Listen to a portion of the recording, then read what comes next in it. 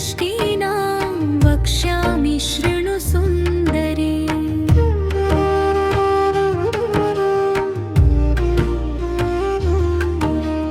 गोत्रमुक्तं चिदानन्दं ब्रह्मानन्दो हि सद्गुरुः। शिखा ज्ञानमयी प्रोक्ता सूत्रमक्षररूपकम्। किशोरी परमं चेष्टं सेवनं पुरुषोत्तमम्।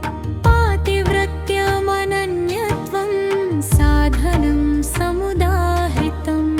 वृन्दावनं नित्यमुक्तं विलासं सुखसंज्ञकम्। जाप्यं च युगलं नाम तारतम्यमनुस्मृतः।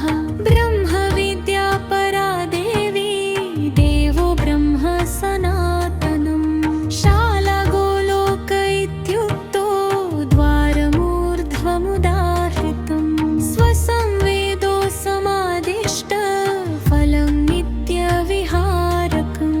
परं ब्रह्मं परं धाम परात् परमुदाहृतम्।